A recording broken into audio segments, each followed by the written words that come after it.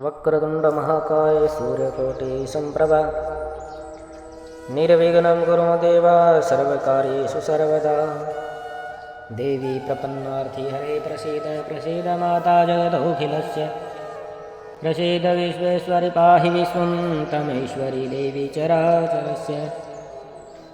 वन्दे देवयुमापतिं सूर्यगुरुं वन्दे जगत्कारणं वन्दे वनगभूषणं मृगधरां वन्दे वसूनां पतिम् वन्दे सूर्यप्रकाशवहिनयनं वन्दे मुकुन्दं प्रियं वन्दे भक्तजनाश्रयं च वरदां वन्दे शिवशङ्करान्। बोलिए शंकर भगवान की जय। श्री विष्णु और देवताओं से अपराजित दधीची द्वारा देवताओं को श्राप देना तथा राजा ध्रुव पर अनुग्रह करना। ब्रह्मा जी बोले, भक्तवत्सल भगवान विष्णु राजा ध्रुव के हित साधने के लिए ब्रह्मा का रूप धारण कर दधीची के आश्रम में गए। कपट रूप धारण करके जगत गुरु श्री हरि शिव भक्तों में श्रेष्ठ ब्रह्म ऋषि दधीची को प्रणाम करके ध्रुव के कार्य की सिद्धि के लिए तत्पर हो उनसे कहने लगे। भगवान विष्णु बोले, हे दधीची, शिव की आराधना में तत्पर रहने वाले हे विप्र प्रिय, हे अव्यय, मैं आपसे एक वर मांगता हूँ, कृपा करके उसे आप मुझे दीजिए।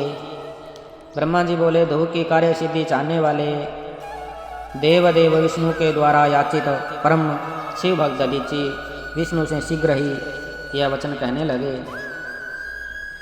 दधीची बोले, हे विप्र, मैंने आपका अभीष्ट जान लिया है। आप भगवान श्री हरि ध्रुव के कार्य के लिए ही यहाँ ब्राह्मण का रूप धारण करके आए हैं। आप तो मायावी हैं। हे देव, हे जनार्दन, शिवजी की कृपा से मुझे भूत भविष्य और वर्तमान इन तीनों कालों का ज्ञान सदा रहता है। मैं आप श्री हरि विष्णु को जानता हूँ। हे सुवर्त, इस ब्राह्मण वेश को छोड़िए। दुष्ट बुद्धि वाले ध्रुव ने आपकी आराधना की है। हे भगवान, मैं आपकी भक्त वत्सलताओं को जानता हूँ। यह छल छोड़िए, अपने रूप को ग्रहण कीजिए और भगवान शंकर का स्मरण कीजिए। शंकर की आराधना में लगे रहने वाले मुझे यदि किसी को भय हो तो आप उसे यत्नपूर्वक सत्य की शपथ के साथ कहिए। शिव के स्मरण में आसक्त बुद्धि वाला मैं कभी झूठ नहीं बोलता। मैं इस संसार में किसी देवता या दैत्य से भी नहीं डरता। भगवान विष्णु बोले, उत्तम व्रत का पालन करने वाले हे दधीची, आपका भय तो सर्वथा नष्ट ही है, क्योंकि आप शिव की आराधना में तत्पर रहते हैं और सर्वज्ञ हैं। आपको नमस्कार है। आप मेरे कहने से एक बार अपने प्रतिद्वंदी राजा ध्रुव से यह कह दीजिए, हे राजेंद्र, मैं आपसे डरता हूँ। ब्रह्मा जी बोले, विष्णु का यह वचन सुनकर भी शिव भक्त में श्रेष्ठ महामुनि दधीची हंसकर निर्भय हो कहने लगे। दधीची बोले, मैं पिनाकधारी देवाधिदेव शंभु के प्रभाव से कहीं भी किसी से किंचित मात्र भी नहीं डरता हूँ। ब्रह्मा जी बोले, उन मुनि का यह वचन सुनकर भगवान विष्णु क्रोधित हो उठे और वे मुनि श्रेष्ठ दधीची को जलाने की इच्छा से अपने चक्र के ऊपर उठाकर खड़े हो गए। राजा ध्रुव के सामने ही ब्राह्मण पर चलाया जाने वाला उनका भयंकर चक्र शिवजी के प्रभाव से वहीं पर कुंठित हो गया। इस प्रकार उस चक्र को कुंठित हुआ देखकर दधीची हंसते हुए सत्य एवं असत्य की अभिव्यक्ति के कारणभूत भगवान विष्णु से कहने लगे। दधीची बोले, हे भगवान, आपने पूर्व समय में तपस्या के प्रयत्न से शिवजी से सुदर्शन नामक अत्यंत दारुण जिस चक्र को प्राप्त किया है, शिवजी का वह शुभ चक्र मुझे नहीं मारना चाहता है। तब भगवान श्री हरि ने क्रुद्ध होकर क्रम से सभी अस्त्रों को उन पर चलाया। इस पर दधीची ने कहा, अब आप ब्रह्मास्त्र आदि बाणों से तथा अन्य प्रकार के अस्त्रों से प्रयत्न कीजिए। ब्रह्मा जी बोले, दधीची के वचन को सुनकर भगवान विष्णु उन्हें अपने सामने अत्यंत तुच्छ मनुष्य समझकर क्रोधित हो अन्य प्रकार के अस्त्रों का उन पर प्रयोग करने लगे।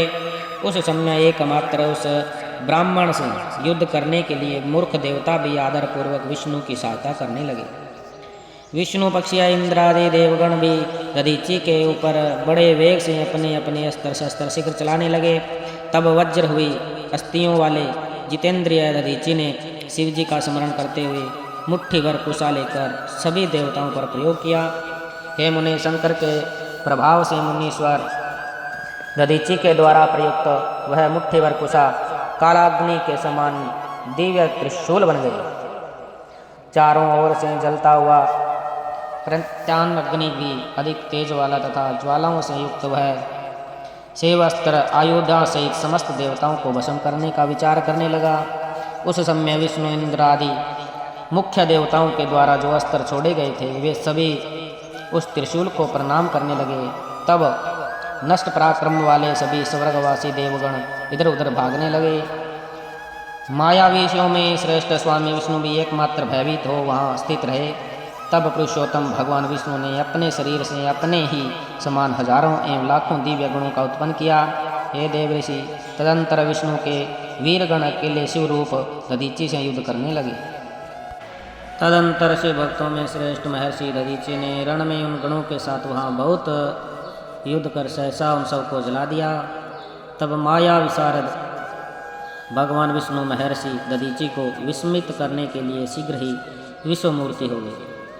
ब्राह्मण श्रेष्ठ दधीची ने उस समय उन विष्णु के शरीर में हजारों देवता आदि को और अन्य जीवों को देखा। उस समय विश्वमूर्ति के शरीर में करोड़ों भूत, करोड़ों गण तथा करोड़ों ब्रह्मांड विद्यमान थे। इन सभी को देखकर दधीची मुनि जगतपति, जगत तुल्य, अजन्मा तथा अविनाशी उन भगवान विष्णु से कहने लगे। दधीची बोले, हे महाभाव, आप माया को त्याग दीजिए। विचार करने से सब प्रतिभा मात्र प्रतीत होता है। हे माधव, मैंने भी हजारों दुर्विज्ञ वस्तुओं को जान लिया है। अब आप निराल्य होकर मुझसे अपने सहित ब्रह्मा, रुद्र तथा संपूर्ण जगत को देखिए। मैं आपको दिव्य दृष्टि देता हूँ। इस प्रकार ब्रह्मा जी बोले। भगवान शिव के तेज से पूर्ण शरीर वाले दधीची मुनि ने अपने शरीर में समस्त ब्रह्मांड को दिखाया। तत्पश्चात शिव भक्तों में श्रेष्ठ विद्वान दधीची मन में शंकर का स्मरण करते हुए निर्भय होकर देवेश भगवान विष्णु से कहने लगे। दधीची बोले, हे हरे, आपकी इस माया से अथवा मंत्र शक्ति से क्या हो सकता है। आप श्रेष्ठ कामना करके यत्नपूर्वक मुझसे युद्ध कीजिए। ब्रह्मा जी बोले।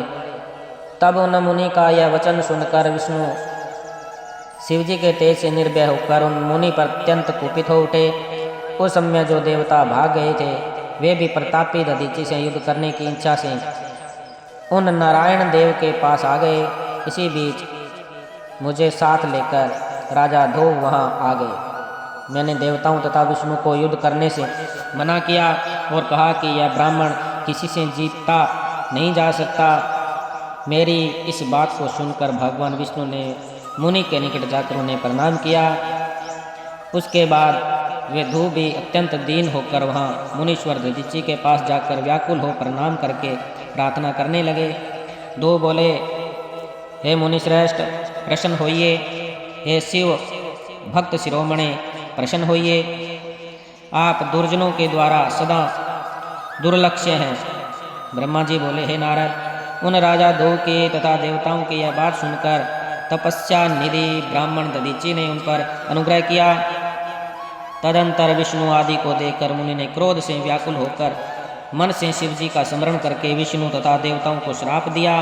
दधीची बोले, हे देवराज, इंद्र सहित सभी देवता और मुनीश्वर तथा गणों के साथ विष्णुदेव रुद्र की क्रोधाग्नि से ध्वस्त हो जाएं। ब्रह्मा जी बोले। इस प्रकार देवताओं को श्राप देकर पुनः ध्रुव की ओर देखकर मुनि ने ध्रुव से कहा, हे राजेंद्र, श्रेष्ठ द्विज देवताओं और राजाओं से भी अधिक पूज्य होता है। हे राजेंद्र, ब्राह्मण ही बलि और प्रभावशाली होते हैं। ऐसा स्पष्ट रूप से कहकर वे ब्राह्मण दधीची से अपने श्राप में प्रविष्ट हो गए। तदपश्चात दधीचि को नमस्कार करके ध्रुव अपने घर चले गए और भगवान विष्णु भी जैसे आए थे उसी तरह देवताओं के साथ अपने बैकुंठ लोक को लौट गए। इस प्रकार वह स्थानेश्वर नामक तीर्थ के रूप में प्रसिद्ध हो गया। स्थानेश्वर में पहुंचकर मनुष्य शिव का सायुज्य प्राप्त कर लेता है। हे तात, इस प्रकार मैंने आपसे संक्षेप में ध्रुव और दधीचि का विवाद कह दिया और शंकर को छोड़कर ब्रह्मा और विष्णु को जो श्राप प्राप्त हुआ उसका भी वर्णन किया। जो व्यक्ति ध्रुव और दधीचि के इस विवाद संबंधी प्रसंग का नित्य पाठ करता है वह अपमृत्यु को जीतकर शरीर त्याग के पश्चात ब्रह्मलोक को जाता है। जो इसका पाठ करके रणभूमि में प्रवेश करेगा उसे सर्वदा मृत्यु का भय नहीं रहेगा तथा वह विजयी होगा। बोलिए शंकर भगवान की जय।